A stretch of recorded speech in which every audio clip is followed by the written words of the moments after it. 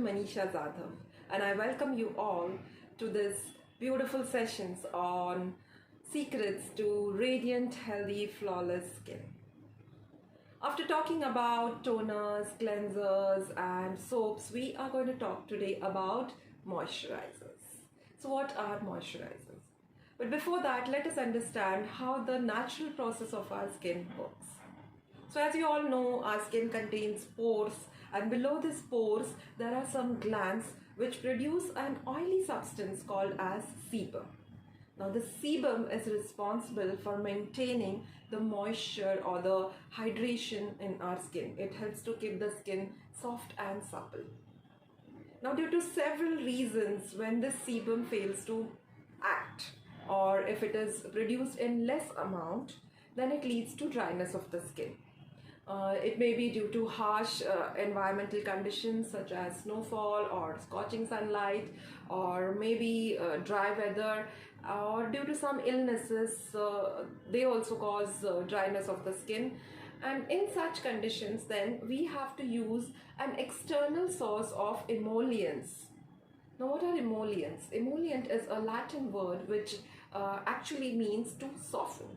So, moisturizers are basically emollients which help us to keep our skin soft and supple. So, now we have understood why we need to use a moisturizer. Moisturizers are used as cosmetics as well as for therapeutic uses. So let us first discuss about the therapeutic indications of moisturizers. In certain conditions, illnesses like psoriasis, or where there is itching like pruritus, xerosis, where to reduce this itching we need to use moisturizers. Then there are some conditions like atopic dermatitis, senile dermatitis, where and many other such conditions where the skin becomes excessively dry, and there you may have to use a moisturizer. Now in such diseases, along with the topical medication, the moisturizer is added to that so that it enhances the effect and makes sure that the recovery of the disease happens faster.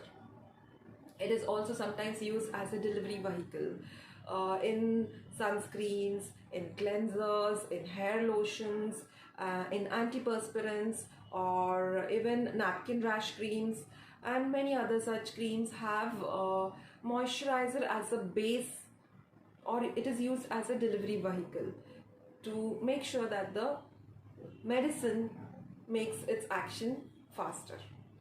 And of course, along with that, the softness of the skin is recovered.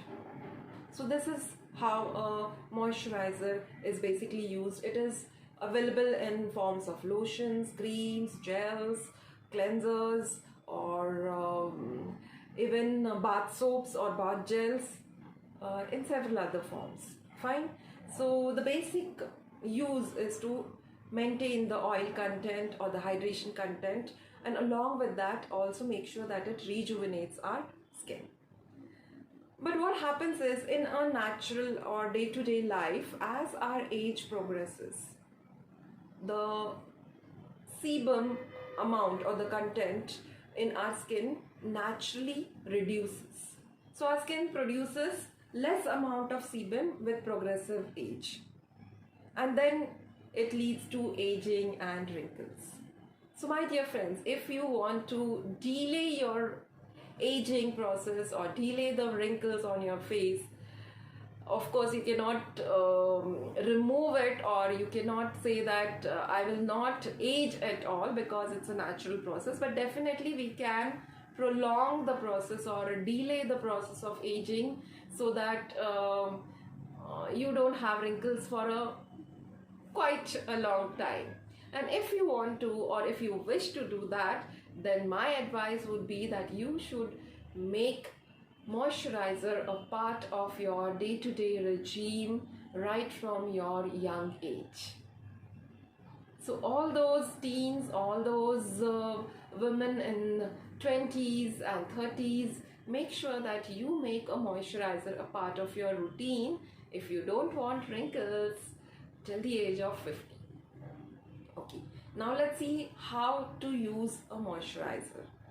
apply a moisturizer at least twice in a day, right? Once after bath, immediately after bath, and the second is before you go to bed. As you know, our skin goes into repair mode, or it starts rejuvenating when we are asleep during the night time. And so a proper moisturizer based night repair cream is going to work wonders for all of us. So that is why we need to use moisturizer as a part of our daily routine. Now let's see, according to the skin type, what are the how should we select a proper moisturizer?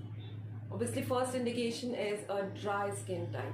In this skin type, naturally the skin produces less amount of sebum, and so we need to use a moisturizer daily. And this moisturizer should be oil based.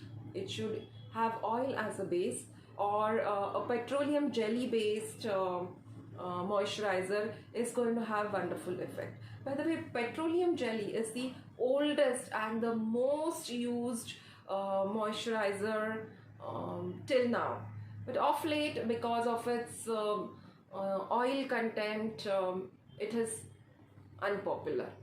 But for ages, petroleum jelly has been used as a moisturizer by people.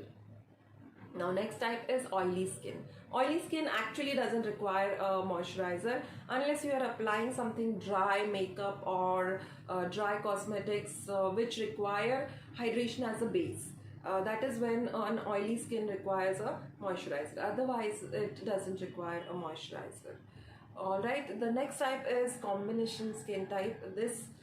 For this type of skin, we need to use a water-based moisturizer so that it doesn't create oiliness also, and also it maintains the keeps the skin normal, right?